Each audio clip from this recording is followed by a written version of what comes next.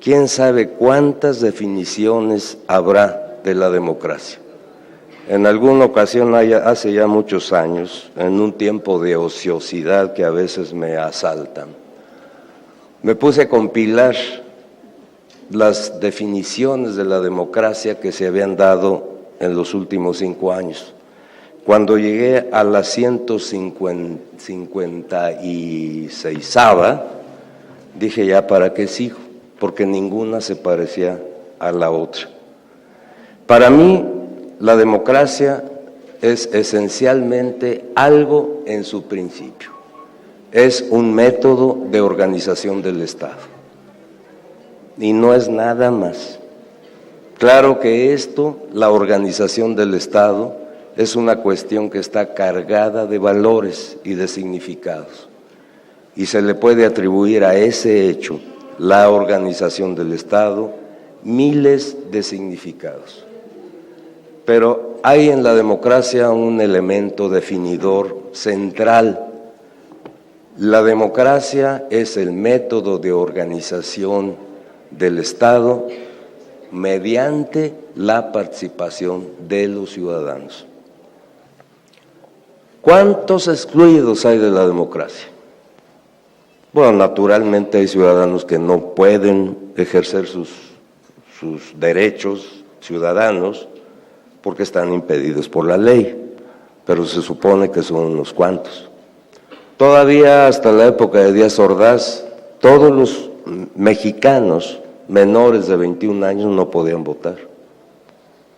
O sea que esa idea que acompaña siempre a la concepción liberal de la democracia, desde luego ya dejemos atrás eso de que democracia y liberalismo son la misma cosa, pero la idea de que todos los hombres son iguales y la idea de que todos tienen los mismos derechos es una idea que siempre se limita de una o de otra forma. ¿Qué es la democracia participativa? Podríamos decir que todas esas formas que abuela pájaro he estado mencionando, pues tienen un contenido participativo, porque siempre hay la base de la participación de los ciudadanos en la organización del Estado. Por eso les dije desde el principio que la democracia hay que definirla ante todo como un método de organización del Estado. La democracia participativa podría parecer extraña a nosotros, podría parecer extraña a algunos, como han sido siempre nuestros constitucionalistas que definen la democracia en relación siempre con la libertad y tendiendo siempre a verla como una democracia liberal. No tengo más remedio que recordar una vez más el contenido del artículo básico de nuestra Constitución. Ese artículo en sí mismo es ya nuestra Constitución, es el 39. Ustedes lo habrán oído muy seguido últimamente, ¿verdad? Porque lo estamos invocando muchas veces más. La soberanía nacional, quiere decir popular, reside esencial y originariamente en el pueblo, por eso les digo que quiere decir popular. Todo poder público dimana del pueblo y se instituye para beneficio de éste. El pueblo tiene en todo tiempo el inalienable derecho de alterar o modificar la forma de su gobierno. Parece estar claro, ¿no? Aquí no se habla ni de democracia liberal, ni se habla de ninguna otra cosa. Se habla de un concepto básico en la concepción de la democracia, como lo es el de la soberanía popular. Y su complemento desde Rousseau, Jean-Jacques Rousseau, el autor del contrato social, lo recuerdan algunos de ustedes, el consenso popular. Cuando no hay realmente participación y control del pueblo en el ejercicio del poder y en el gobierno de la sociedad, es muy difícil que se ponga freno al ejercicio del poder, al abuso del poder. Y todavía nosotros tenemos muchos problemas. Tenemos muchos problemas porque a pesar de que se han dado procesos de alternancia y que a los priistas sucedieron los panistas y todas esas historias chiquitas. Lo que realmente importa aquí es que lo esencial, lo fundamental de nuestras instituciones constitucionales siguen igual.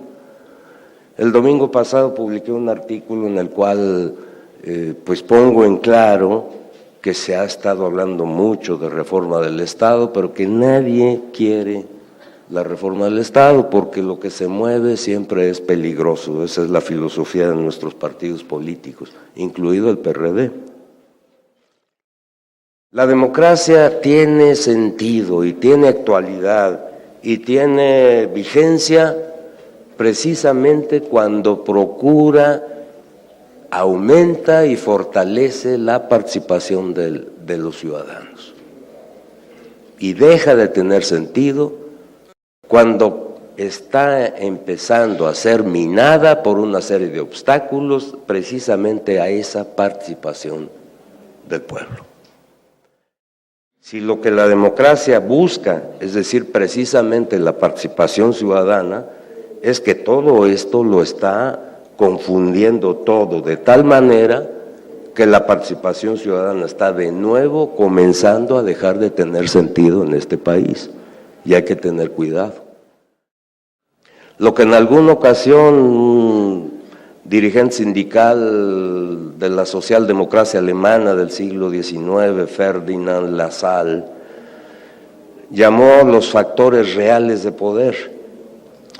El gran filósofo italiano comunista de los años 20 y 30, Antonio Gramsci, decía: detrás de las elecciones, detrás de las luchas electorales, detrás de la movilidad social, siempre hay un bloque histórico hegemónico, que es casi siempre o generalmente siempre el que tiene el poder y el que realmente ejerce el poder.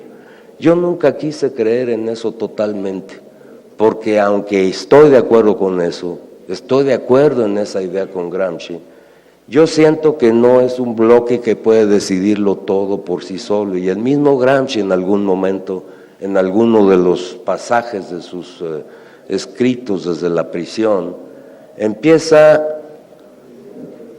a comprender que por muy fuertes que sean los bloques hegemónicos, siempre están condicionados por fuerzas que vienen desde abajo o desde afuera en el conjunto de la sociedad y que no pueden actuar automáticamente imponiendo su voluntad.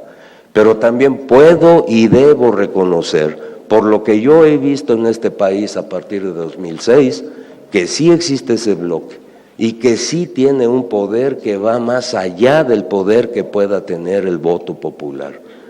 Ese bloque histórico, hegemónico, está allí.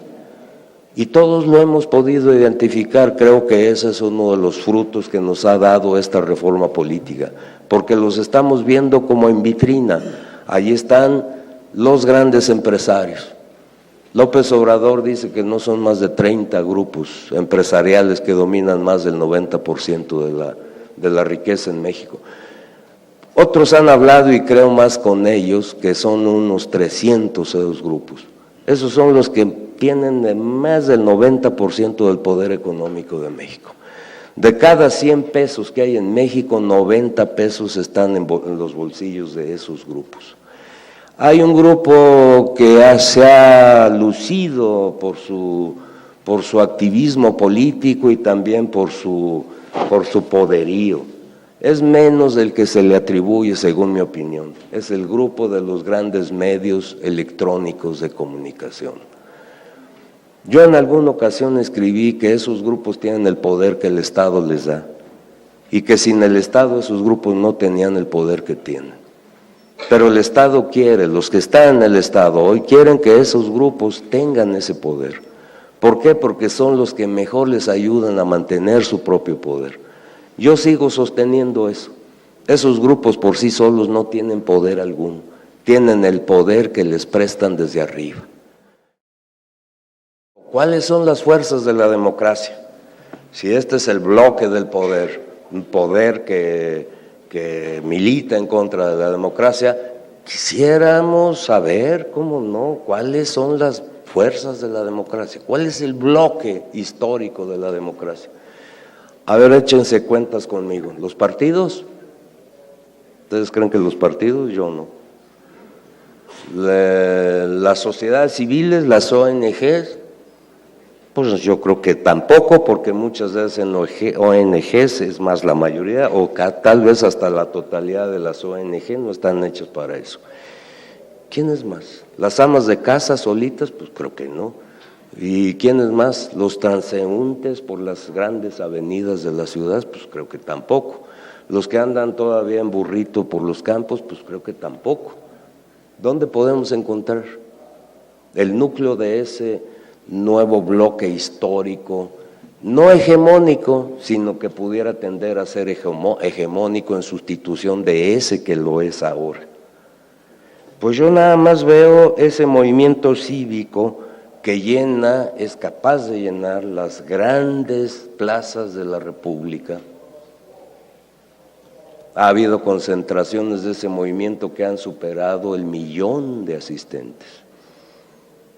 Y a pesar de la frecuencia con que se hacen, pues cuando se lo proponen en menos de 5 días pueden llenar el Zócalo con 300,000 gentes, 200,000 gentes, 100,000 gentes. Y como se preguntaba o como se pregunta muy a menudo mi querido amigo Rafael Segovia desde las páginas de Reforma todos los viernes, ¿por qué el señor Calderón no llena el Zócalo? Siquiera la mitad, como lo hace el señor López Obrador. Bueno, pues no sé, creo que muchos de ustedes no van a estar de acuerdo conmigo, pero yo creo que ese nuevo bloque histórico sí se está formando y está allí. Y forma parte de la esperanza de que podamos desarrollar en este país eso que llamamos democracia participativa. Muchísimas gracias.